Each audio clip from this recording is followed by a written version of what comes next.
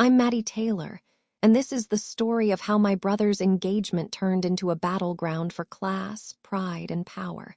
His fiancée, Celeste, called my dress thrift store charming before her rosé even had a chance to sweat. But I don't melt easily, not anymore. They thought they could shame me into disappearing. What they didn't expect was that I'd show them exactly who they were dealing with. Before we dive in, where are you watching from? Drop your city or country in the comments below. I love seeing how far these stories travel. Now let me take you to Charleston, South Carolina, where the summer sun wasn't the only thing burning. Charleston heat has this way of pressing into your skin like velvet and warning. You learn to dress light and smile lighter. That Saturday afternoon, the grill was already sizzling when I walked into my parents' backyard, arms full of sweet tea and potato salad. Nothing fancy, just a family cookout, or so I thought. My brother Eric had texted earlier. "We're bringing wine, Celeste's pick." Celeste Beaumont. The name alone sounds like it should be etched on silverware. She's the kind of woman who makes you second-guess your posture, the kind of woman you'd see gliding out of a Range Rover wearing sunglasses the size of her ego. When they arrived, Celeste stepped out of the passenger side like she was stepping onto a red carpet. White linen pantsuit, gold cuffs, and a smile that was so poised it barely touched her eyes. Eric looked happy. Nervous but happy. That made me smile genuinely for about 6 minutes. Because 6 minutes is all it took for Celeste to look me up and down and say, "Oh, I adore that dress, it's so charming in a thrift store sort of way." I had on a sunflower yellow cotton midi. Comfortable, simple, mine. The words stuck to my skin more than the humidity ever could. "I bought it at a boutique in Mount Pleasant," I said flatly, trying to keep my voice even. She just sipped her rosé, brought her own bottle, of course, and gave me this tiny smile. The kind you'd give a child who just drew on the walls. "Oh, I just love how you support locals, so down to earth." I didn't plan to clap back, I swear I didn't. But before I could catch myself, I said, "At least I pay for my own clothes." The silence that followed. You could have heard the grill hiss in protest. Eric coughed, bless him, always trying to diffuse tension with his awkward timing. Burgers are smelling amazing, huh? Maddie, can you grab the buns from inside?" I didn't move. Not yet. Celeste turned away first, walking toward the wine table with the grace of someone used to being followed. My mom gave me a look, half warning, half apology. My dad busied himself flipping hot dogs like he was preparing for war. The air was suddenly tight. Nobody said it aloud, but something had shifted. Not just in the way Celeste saw me, but in the way everyone else looked at me after she did. Like she'd identified a crack they hadn't noticed before. And now they were all glancing sideways to see if I might actually break. But I don't break. I don't even bend, not unless I'm reaching down to help someone else up. And standing there in the Charleston sun, I realized something chilling and true. Celeste didn't just dislike me. She had already decided I didn't belong. And if I wasn't careful, the rest of them would start believing it too. By the time the citronella candles were flickering and the last of the ribs had been cleared, the backyard had settled into that mellow summer hush, clinking glasses, murmured laughter, and the soft drone of cicadas. Most of the family had migrated to the porch, lulled by full stomachs and sweet wine. I stayed behind, pretending to tidy the serving table, mostly because I didn't trust myself not to say something I'd regret if Celeste opened her mouth again. That mouth. So pink, so sharp. But I should have known she wouldn't leave well enough alone. I was crouched near the garden hose, spraying off the sticky tongs when I heard her heels clicking across the stone path behind me. Click, click, click, like the start of a warning bell. "Maddie," she said softly, "mind if I borrow you for a moment?" I looked over my shoulder. She was standing by the hydrangeas, her silhouette glowing under one of the string lights. Blue flowers bloomed all around her like a backdrop for a bridal magazine shoot. Of course, she would choose that spot. I dried my hands and followed. The moment I stepped closer, I felt the chill not from the night air, but from her perfectly measured posture. "I wanted to clear the air," she began, folding her hands neatly in front of her. "About earlier." I nodded. "Good." "So did I didn't mean to offend you," she said, voice sugar-dipped. "Sometimes I speak too plainly. I grew up in a family where teasing was our love language." "I didn't take it as teasing," I said plainly. I took it as condescension. She smiled then, not wide, not warm. The kind of smile you wear when you're about to land a punch and still want to look pretty doing it. Well, then let me be perfectly plain this time. She leaned in just slightly, lowering her voice. You don't need to worry about the wedding. My heart gave a small kick. What do you mean? She smoothed a non-existent crease in her blouse. It'll be private, small, very curated, you could say, mostly our circle, old family friends, a few senators. It's a different world. I stared at her, understanding dawning like a migraine. And you're saying I don't fit in that world. I'm saying your presence might confuse our guests.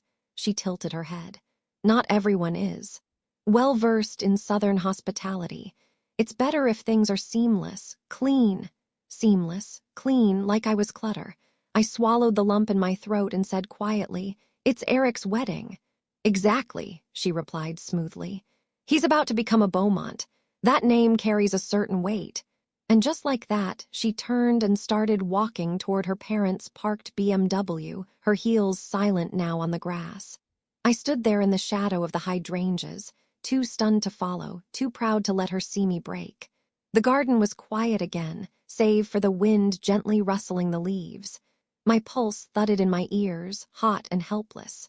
I had grown up thinking that family was unconditional, that no matter what you wore or where you came from or how much money you had in the bank, you could at least count on your place at the table. Apparently, I was wrong. Apparently, my brother was marrying into a family where seating charts had prerequisites, and I didn't qualify. But it wasn't just about the wedding. That was clear now. Celeste wasn't trying to keep the party small. She was trying to erase me. I thought of Eric, how he used to braid my hair before school, how he'd slipped me his allowance when my part-time job at the bookstore didn't stretch far enough. I'd stood by him through every heartbreak and mistake. And now he was letting this woman, this elegant stranger with ice in her veins, draw a red line between us. Or maybe he didn't know. Maybe he hadn't realized that while he was toasting with sparkling wine under fairy lights, his fiancée was out here deciding which parts of his past were worth keeping, and which parts were better left off the guest list. I stood in the garden until the porch lights flickered off one by one, the sounds of the evening folding into silence. I wasn't sure who to turn to.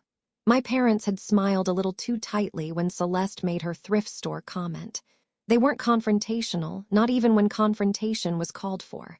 And Eric, maybe he hadn't seen, or maybe he had and pretended not to. Either way, I knew one thing. I wouldn't beg for a seat at a table I helped build. Not now. Not ever. 2 weeks later, the sticky South Carolina heat had turned my car's steering wheel into a griddle.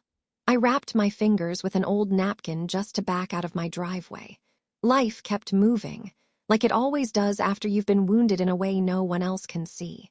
The Oceanside Inn sat like a pearl on the coast. Whitewood paneling, cobalt shutters, and porch swings that made tourists swoon. Managing the place had become more than a job for me. It was my safe zone, the one corner of my world where no one tried to make me feel small. That morning, I arrived early, before the lobby filled with chatter and the espresso machine began its symphony of hiss and steam. My assistant manager, Daria, waved from behind the reception desk. "Morning, Maddie. Mr. Connor left the updated event contracts on your desk," she said. "Also, we're out of almond croissants. A couple from DC bought them all." I smiled.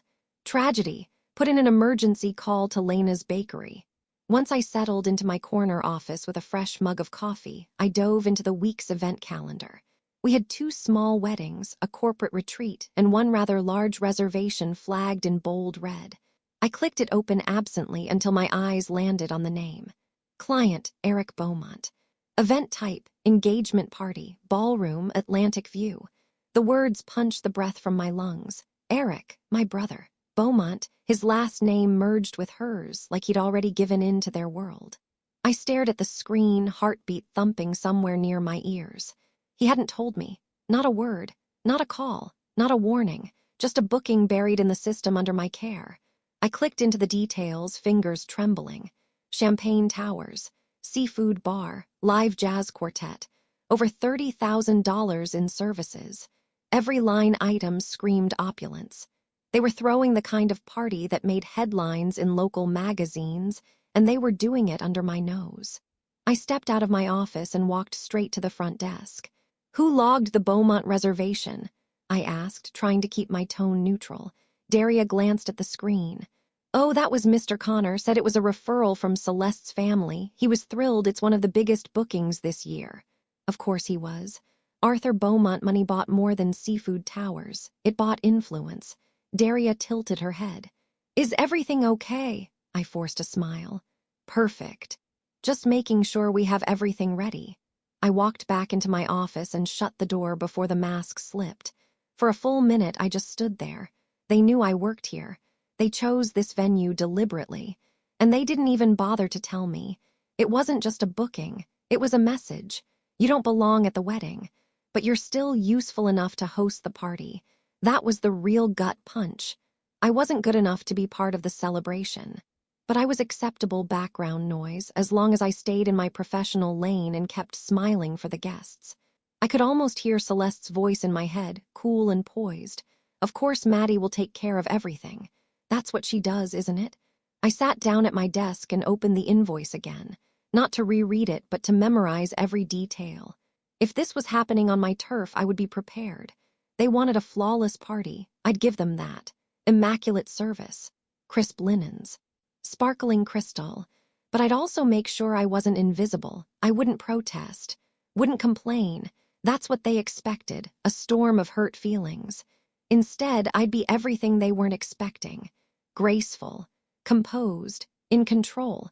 After all, what's more disarming to people who look down on you than proving you never needed their approval in the first place? I leaned back in my chair and closed my eyes. Let them come. Let them see what a woman who's been dismissed and underestimated is really capable of.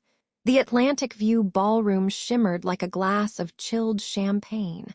Soft gold lighting, silver linens, every orchid in place. I'd signed off on the setup hours ago, overseeing every detail with the cool precision of someone who refused to be rattled. At 7:42 p.m., I parked in the staff lot behind the Oceanside Inn, stepped out in a navy dress that hugged in the right places and floated past the others. The neckline was modest, but the cut was sharp. I'd braided my hair in a twist knot at the base of my neck. Clean, strong. I didn't plan to attend the party, but something shifted the moment I saw the black SUV idling near the valet. I wasn't going to hide, not in my own domain. The hotel doors opened with a whisper of air conditioning, and the smell of citrus polish and gardenias wrapped around me. My heels clicked over the marble floor as I walked through the lobby toward the ballroom. I was halfway to the entrance when a voice stopped me cold. "Ma'am, private event." He was tall, broad, mid-40s, wearing a tuxedo that strained slightly at the shoulders. One of those Renta security types with a wire curling into his ear and a look that said he took himself far too seriously. I smiled lightly. "I'm Maddie Taylor, general manager of this hotel." His eyes didn't move. "I was told to admit only guests. Your name isn't on the list." I blinked. "You're joking." "No, ma'am. I own access to this building," I said, voice calm. "You're standing on my authority." He didn't budge. "Instructions came directly from the client. No entry." My smile didn't crack, but my blood burned hot beneath it. "And what would you do if I said I'm inspecting my property as I'm legally and professionally obligated to do? I was hired to enforce the guest list." He stepped forward half a pace, square-shouldered and blank-faced, trying to loom. "Wrong move." "You're assaulting me," I said loudly. "Take one more step and I'll call the police." His face twitched, just barely, but I saw it. "Do it," I added. "Let's both explain ourselves to the Charleston PD. You tell them why you're barring an employee from her own business. I'll tell them who's trespassing." The tension cracked like a bone under pressure. I pulled my phone from my clutch and began dialing, and just like that, the posturing deflated. "Ma'am, let me speak to the organizer." "I'll wait here, with the police." 2 rings in, the security guard stepped aside with a mutter. "Ma'am, there's no need, go ahead." I ended the call before dispatch answered and slipped past him without another glance. The ballroom burst into view, white lights strung overhead, live jazz crooning in the far corner, and guests with flutes of champagne balanced between manicured fingers. I paused on the threshold, taking in the scene. Then I stepped inside. Heads turned slowly, women in silk gowns, men in tuxedos, conversations dimming as I passed. I didn't search for Eric yet. I didn't scan for Celeste. I just walked, heels steady on the marble, owning every square foot. Behind me, the door's side closed. I had arrived, and I wasn't leaving. The ballroom swelled with murmurs like the ripple of wind through high grass, soft at first, then unmistakably shifting. I didn't hurry. I let the moment stretch, the silence following me like a silk train. My presence alone was a message. I'm not who you thought I was. I'm worse for you. Then I saw him, Eric. He stood near the far side of the ballroom beside a cluster of gold-backed chairs arranged near the band. He wasn't laughing. He wasn't drinking. He was just scanning the room with his hands in his pockets until his eyes landed on me. And then he stopped. "Maddie," he called, his voice rising over the music. The crowd between us parted slightly, curious eyes turning toward me and then back to him, calculating the connection. He stepped forward, but before he could reach me, a blur of pale blue silk cut between us. Celeste. Her heels clicked like applause as she approached, jaw tight, expression a careful blend of disbelief and venom. "What is she doing here?" she asked Eric without looking at him. I didn't wait to be introduced. "I'm here," I said clearly, "because this is my hotel." More whispers. Celeste turned to me, finally, her tone dry. "You're disrupting a private engagement party." "I'm ensuring that my staff isn't obstructed from doing their job," I replied calmly. "And I was unlawfully barred from accessing my own facility. Fortunately, the police have documented everything." Her eyes flickered at the word police. Eric stepped forward, his brow furrowed. "Wait, what happened?" "I was physically blocked by your security at the door," I said. "When I identified myself, he refused to let me through, so I called the authorities." "You what?" Celeste hissed. "You can't do this," she snapped, voice climbing above the chatter. "Oh, but I can," I said, voice like steel wrapped in velvet. "The Charleston Police Department confirmed my rights. You can review the body cam footage if you'd like." Eric's face drained of color. "You were what, Celeste? Did you know she wasn't allowed in?" Celeste's eyes darted. "There must have been a misunderstanding." "Not on my part," I said. "This event is in my hotel. My staff answers to me." Around us, servers had begun pausing between trays. The saxophone drifted into a lull. Guests turned subtly to watch, the tension magnetic, and I leaned into it. "I'm invoking a full compliance sweep," I said. "Every server, every vendor, every inch of this event is to be reviewed immediately." Celeste stepped closer. "You wouldn't dare." I looked her dead in the eye. "Watch me." With a nod to Daria, who was now peeking from behind the service doors, I spoke loud enough for every corner of the room to hear. "Staff, begin breakdown procedures, effective immediately." There was a pause. Then the first tablecloth was pulled, swift and efficient. Glasses clinked, trays retreated, music halted. Guests murmured louder now, their confusion folding into surprise, then quiet alarm. Celeste turned to Eric, voice cracking. "Say something, stop this." Eric looked between us, his sister and his fiancée, and for a moment I saw something flicker behind his eyes. Not fear, recognition. "Maddie," he started, stepping toward me, "just can we talk outside?" Celeste turned toward me, now fully rattled. "You've made your point. Is this what you wanted? Some childish revenge parade?" I held her gaze.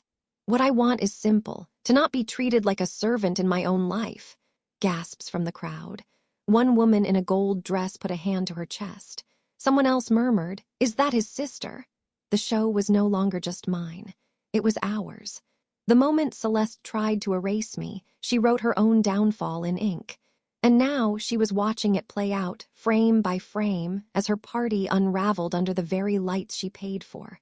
The doors to the ballroom swung open again, two uniformed officers stepping in, calm but direct, clipboards in hand. "Is there a Miss Madison Taylor here?" one asked, scanning the room. "I'm here," I said, lifting a hand. "Ma'am, we confirmed your property access and will complete the report for your records," the taller officer said. "You're within full rights to proceed." Celeste's eyes blazed. Eric exhaled like he'd been holding his breath for days. And I stood at the center of the ballroom, surrounded by clinking crystal, unraveling silk, and the sound of power shifting, quiet but absolute. I had reclaimed my place. Not with anger, not with begging, but with truth, and they could all feel it. For a long second, no one moved. The ballroom had fallen into a surreal hush, the kind that only happens after a public shift in power. Servers were swiftly clearing dishes with robotic calm.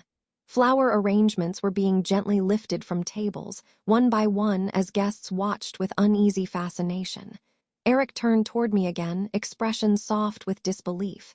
"Maddie," he said, "what happened at the door? You shouldn't have been blocked. I didn't know." "I believe you," I said quietly. "But she did." Celeste flinched like the words had grazed her cheek. She took a step closer to Eric, her manicured hand curling around his arm. "This is madness," she said. "Are you really going to let her ruin our night?" I gave a small, humorless laugh. "Ruin? You already did that the moment you tried to erase me from it." Eric's eyes darted between us. "This is my wedding," he said, the words not quite holding. "It's our wedding," Celeste snapped. "And I told you too many guests would make it messy, confusing. I was trying to protect the integrity of the event." Eric pulled his arm from her grasp. "By excluding my sister." He asked, the anger creeping into his voice now. "Did you tell security to block her from coming in?" She faltered, but then straightened. "I made it clear we wanted a guest list, controlled. That's normal for events like this. Her showing up uninvited only proves the point." I stepped forward, not shouting, not breaking, but cutting through with precision. "I wasn't uninvited," I said. "I was never invited." More gasps. A cluster of older guests turned toward each other, whispering. Someone muttered, "That's his sister." Celeste's expression hardened into something colder than frost. "I try to handle this with grace," she said. "You could have taken the hint, but instead you barged in here, made a scene, called the police." "I didn't make a scene," I interrupted, my voice clear and level. "I defended myself and my staff from being humiliated in the building I manage." I turned slightly to address the guests now, my voice steady.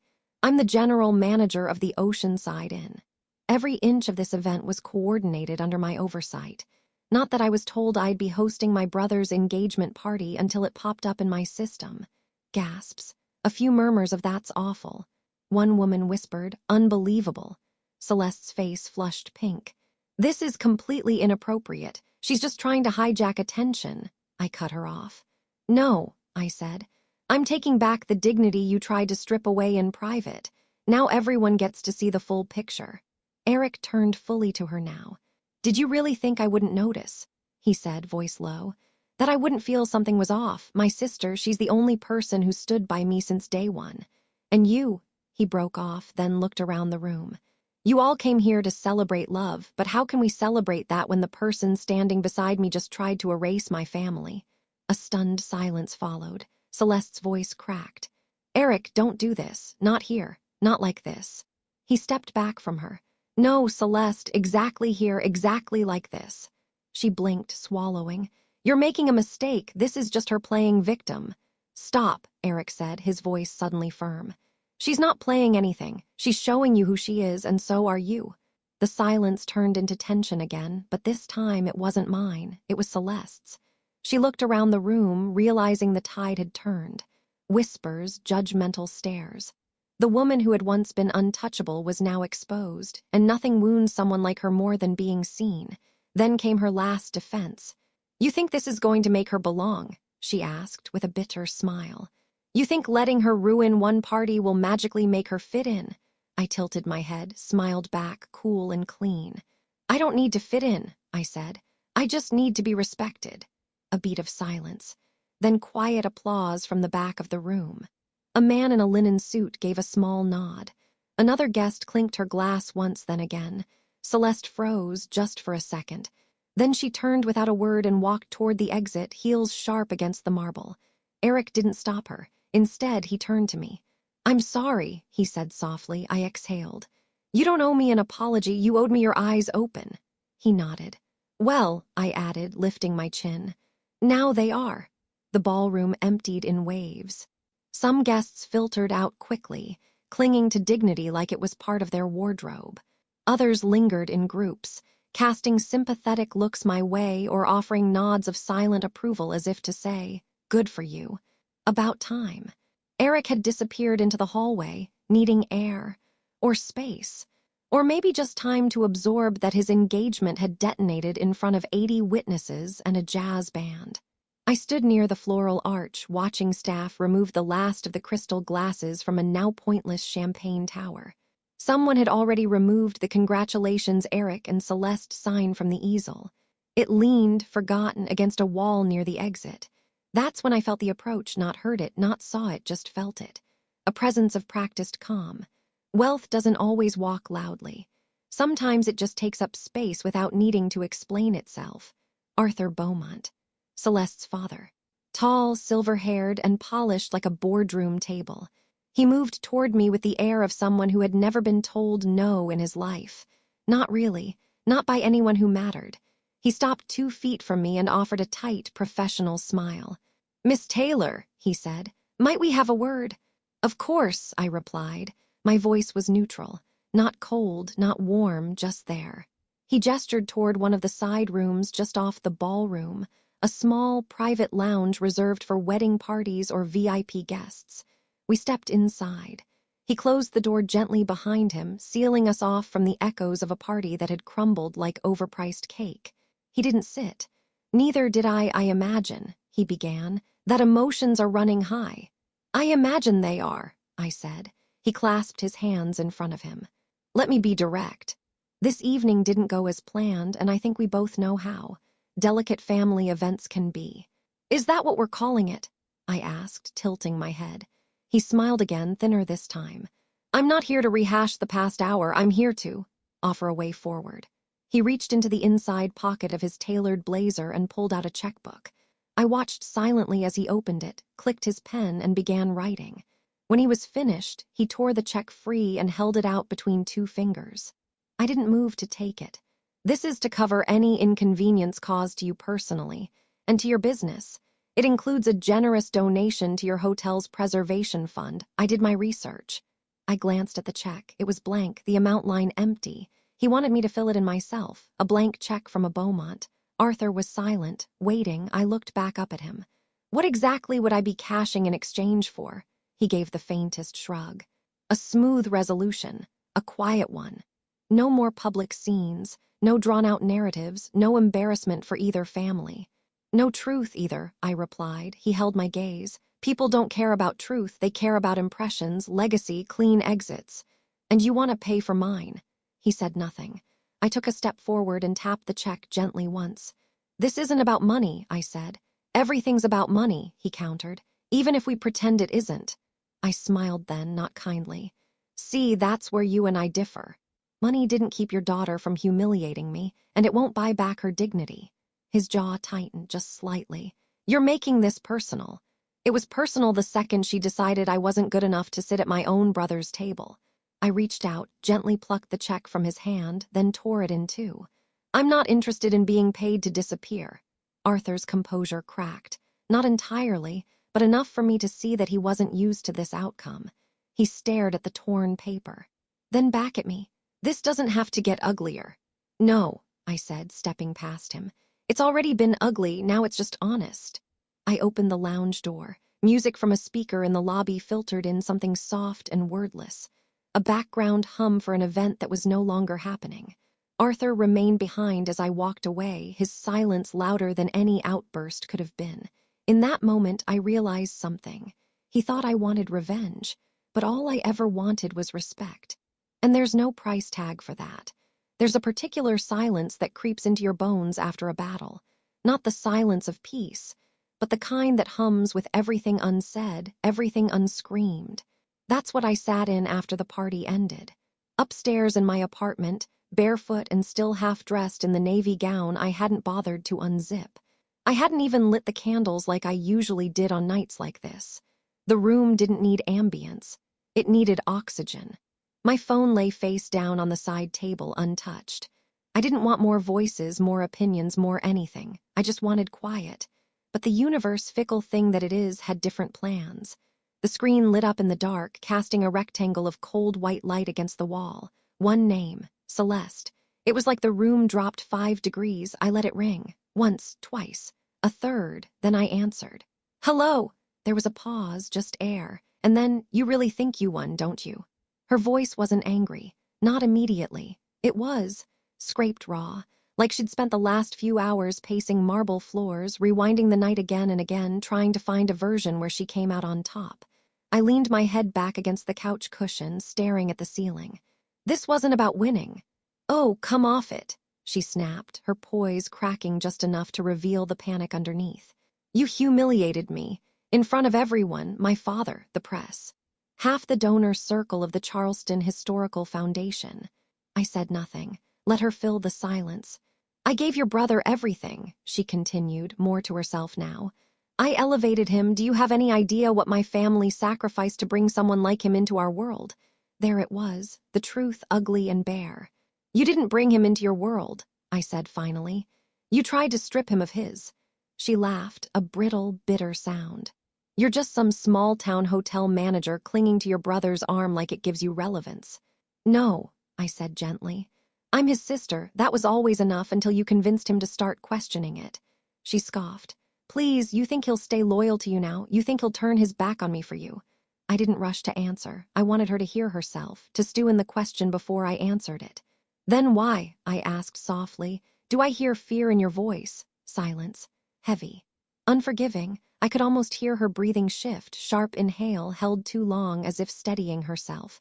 "Enjoy your moment," she said at last. "You won't get another."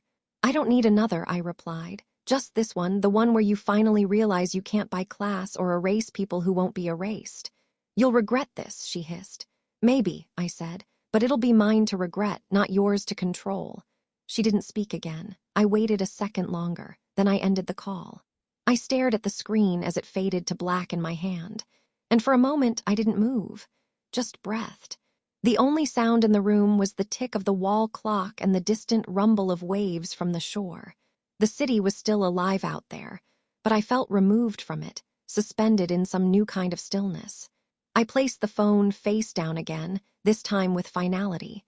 There was no more pretending, no more negotiating my worth in whispers and half-apologies. Celeste hadn't called to warn me or to fight. She had called to confirm what she already knew, that she'd lost something she couldn't replace, control, and I had found something I never realized I'd misplaced, my voice. Not the one that smiles politely, not the one that plays small to keep the peace. The other one. The voice that says, "Not today, not ever again." I rose from the couch, padded barefoot across the hardwood floor, and opened the window. The night air spilled in, thick and warm, scented with salt and honeysuckle. I stood there for a long time, just letting it wash over me. I had expected heartbreak, fury, chaos. Instead, what I felt was peace, not loud, not showy, but the kind that settles low in your belly and whispers, "You did the right thing." And no matter what came next, no matter who tried to twist the story, I knew one thing for sure. She heard it too, the fear in her own voice. Because for the first time in her life, someone had told her no, and meant it. The morning after Celeste's call arrived not with peace, but with the stillness that follows storms. The hotel lobby was quiet for once. No clatter of suitcases, no rush of honeymooners or frazzled conference guests. Just the hum of the coffee machine and the soft flick of pages turning as Daria caught up on paperwork behind the desk. I kept to myself most of the day. My feet moved, my hands checked boxes and invoices, but my mind was somewhere else entirely, hovering between memory and aftermath. There was no press release, no phone call from Arthur, no apology from Celeste. But sometimes silence is just a new way of lying. It wasn't until the sun slipped low across the marshes and the potted plants on my balcony caught fire in golden light that my phone rang again. "Mom." My thumb hesitated before answering. "Hey," I said, stepping outside into the salt-heavy breeze. There was a long pause, then my mother's voice, soft, uncertain. "Maddie, we just heard from Eric." I swallowed. "Oh," she cleared her throat like she was trying to soften the blow even though she wasn't sure which direction it would land. He left the Beaumont estate." I blinked, the wind suddenly too still. "He what?" "He stormed out," she said. "Tonight, said there was a fight. Said Celeste had crossed a line and that he couldn't be around her right now." I sat down slowly on the bench by the potted basil and rosemary I'd neglected for days. The phone warmed against my cheek. "What line?" I asked, barely above a whisper. My mother hesitated again. He said, "She humiliated you, and that was the last straw." The words settled into my chest like stones in water, not crashing, just sinking. "He said that?" I asked. "He did," she murmured.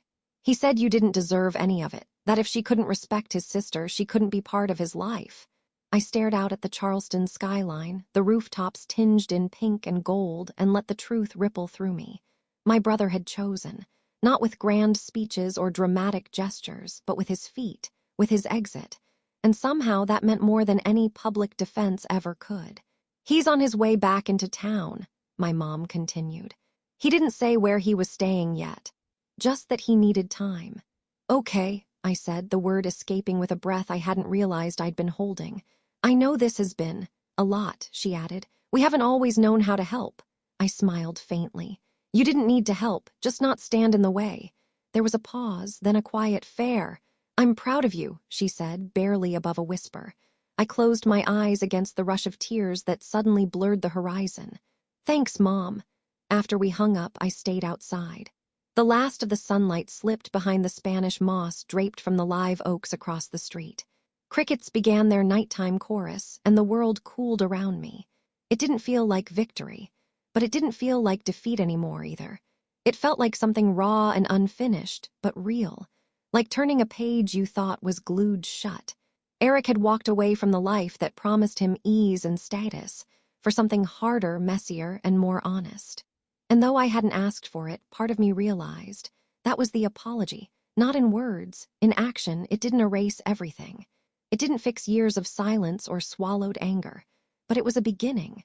And for the first time in weeks, I let myself believe that maybe the ending I'd braced for wasn't the one I was going to get after all. The invitation came in the most passive-aggressive way possible, via group text. "Dinner tomorrow at the Charleston Club. Both families present. Time to mend fences." It was signed Arthur B. like he was sending out board meeting memos instead of dragging broken hearts to the negotiation table. I stared at the message for a full minute before replying, "I'll be there." I didn't dress to impress. I dressed for clarity. A charcoal sheath dress with clean lines. Hair pulled back. No jewelry except for my mother's old watch, silent, silver, and steady. If they were expecting groveling or grace notes, they'd misread the room again. The Charleston Club gleamed with old money tradition. Mahogany walls, oil paintings of men who never smiled, and chairs too heavy to move without effort. We were seated in a private room at a long rectangular table dressed in bone-white linen. I was the last to arrive. Arthur Beaumont was already seated at the head of the table, his hands folded like a poker player waiting for the flop. Celeste sat to his right, stiff and pale, her usual sheen dulled by something brittle around the edges. Her mother was to her left, lips pressed so tightly they seemed to have disappeared altogether. My parents sat halfway down the table, awkwardly composed like middle schoolers visiting the principal. And Eric sat at the opposite head, facing Arthur. The symmetry was deliberate and heavy. I took a seat beside my mother, straightened my napkin, and said nothing. The first half of the dinner passed in forced politeness. Small talk about weather and business, the club's wine list, upcoming renovations. No one mentioned the engagement party. No one mentioned the ballroom, the police, or the fact that Celeste had called me pathetic 48 hours ago. They thought they could move forward by skipping the part where they tripped, until Eric cleared his throat and set his fork down. The room froze. He looked up slowly, first at Arthur, then at Celeste. "I've been quiet for too long," he began, voice even but full. "I've been trying to make sense of the past few weeks, how we got here, why it feels like I'm constantly being asked to apologize for who I am." He turned to Celeste. "I loved you," he said simply, but somewhere along the way that stopped being enough. She blinked hard. "Eric, let me finish," he said, not unkindly. He looked down the table at me. "My sister is the one person who's never asked me to be anything but myself. She's seen me at my worst. She's picked up the pieces when the rest of the world looked away. And yet I've stood by silently while she was dismissed, belittled, erased." The air in the room sharpened. Eric leaned forward slightly, voice tightening. "I can't marry someone who treats my sister like garbage." It landed like a thunderclap. Celeste gasped, her hand flying to her chest. "You'd throw me away for her?" He shook his head. "No," he said. "Not for her, for me." Arthur's lips parted, ready to intervene, but Eric held up a hand. "You wanted a son-in-law who would fall in line, who would attend galas, sip rosé, and pretend not to notice the contempt behind your daughter's compliments." He looked at Celeste again. "But I can't live in a world where kindness is currency and my family is a liability." He rose from his seat. "I'm done pretending. I'm done apologizing. And I'm done accepting a love that only works if I betray the people who have always had my back." No one moved. Celeste's mascara had begun to smudge. She wasn't crying. Not exactly. But the cracks had started. "You can't just walk out," Arthur said, rising halfway from his seat. "This isn't some high school breakup, Eric. There are expectations, investments." "There's a man outside right now," Eric interrupted, voice harder now, "who will be calling a car for me in 5 minutes. If anyone has something to say that might change my mind, now's your chance." Silence. I didn't speak. Not yet. This was his moment, his reckoning. He looked at me one last time, eyes steady. Then he walked out. The door shut behind him with a soft click, and the room, once too full of words, was suddenly hollow. I sat very still. The weight of everything settled in around us like dust. And then, quietly, carefully, I pushed back my chair, stood up, and turned to the Beaumonts. Arthur's face had gone pale with a fury he hadn't yet found words for. Celeste stared at her plate, refusing to meet my eyes. I paused at the threshold. "You built a wedding on cruelty," I said calmly. "Don't expect it to stand." And I walked out into the humid Charleston night, heels echoing down the marble hall, with nothing behind me but broken china dreams. The humid night air outside the Charleston club hit like a balm. Heavy with magnolia and the thick sweetness of late spring, it clung to my skin, but I welcomed it. Anything was better than the brittle air inside that room, where reputations were more important than relationships and apologies came only when silence failed. I spotted him near the valet stand, hands in his pockets, suit jacket draped over one shoulder like he couldn't stand the formality anymore. Eric. He turned when he heard my heels on the cobblestones. For a second, we just looked at each other. No smiles, no declarations, just the quiet acknowledgement that something massive had shifted, not just in the Beaumont's world, but in ours. "You came," he said softly. "You left," I replied, stopping beside him. He gave a crooked smile. "Yeah, I think I've been leaving for a while. Tonight just made it official." We stood in silence, watching a black car approach. It wasn't a limousine, no grand getaway, just a quiet ride away from noise that had gone stale. "I never wanted to make you choose," I murmured. "You didn't," he said. "They did, every time they made me second-guess who I was when I was around them, every time she asked me to explain you." That stopped me. "Explain me," he nodded. "Like you were an exception I had to justify, you who have done more with half their resources and twice their heart." I swallowed the lump rising in my throat. "Why did it take you so long?" I asked. Not bitter, just tired. His eyes dropped to the ground, then back to mine. "Because I wanted to believe that love didn't have to cost anything. And when it started costing too much, I thought if I just paid in silence, it wouldn't count." The car pulled up. The driver stepped out, opened the door. Eric didn't move. "I'm not perfect," he said. "I missed it, all of it, but I see you now, Mads, not just as my sister, but as the one who stood when everyone else sat down." I exhaled, shaky but sure. "That's all I ever wanted." He looked at the car, then at me. "Want to ride with me?" I smiled faintly. "Only if we're not going backward." He laughed, an actual laugh, and nodded. We got in together, not hand in hand, not dramatic, just two people who had finally chosen the same direction. As the car pulled away from the club, I looked out the back window once. Arthur Beaumont was standing just outside the entrance, arms crossed, expression blank. Celeste hadn't followed. Of course she hadn't. That was the thing about people like her. They didn't chase, they commanded. And when the world stopped obeying, they vanished into their own mirrors. I turned forward. The lights of downtown Charleston blurred past us, soft and golden. And for the first time in what felt like forever, I didn't brace for what came next. I welcomed it. A few days later, the world didn't explode or transform. It just continued. Birds still sang outside my window each morning. Daria still brewed the hotel's coffee too strong. The marsh still flickered in the afternoon sun, soft and gold and untouched by what had happened in the Charleston Club. And for once, that normalcy didn't sting. I was outside on the apartment patio watering the small jungle of potted herbs I'd spent weeks neglecting, cilantro gone to seed, thyme clinging to life, when my phone buzzed on the railing. Eric. I wiped my hands on my jeans and answered. "Hey," I said. He didn't speak right away. Then, "I'm sorry it took me so long to see things clearly." His voice was low, but there was no hesitation in it this time, just a kind of humility that didn't beg but offered something steadier. "I know," I said gently. "But you did, that's what matters." The breeze stirred the basil leaves beside me, carrying the smell of earth and green things. There was a pause. "I've been thinking," he said, "about what love is supposed to cost, and I realized it's not supposed to make you smaller or quieter. It's supposed to make room." I smiled into the silence. "You're not just talking about Celeste." "No," he said, "I'm not." Another pause, then softly, "You were always the room, Maddie. You always made space for me, for Dad, for Mom, even when we didn't deserve it." Something tightened in my chest, a knot that had sat there too long. I leaned into the railing, grounding myself against the emotion. "I didn't do it to be noble," I said. "I just didn't want to be erased." "You never were," he said. "Not really, I see that now." We sat in that moment together, miles apart but more aligned than we'd been in years. The sun dipped lower, spilling peach-colored light across the pots and the wood slats under my feet. "You coming by Sunday?" I asked, breaking the quiet. "For dinner?" he asked, almost surprised. "Yeah, you know, Mom's roast, Dad talking about golf like it's war, me hiding in the kitchen halfway through." He chuckled. "Wouldn't miss it." I laughed too. "Bring dessert." "You got it."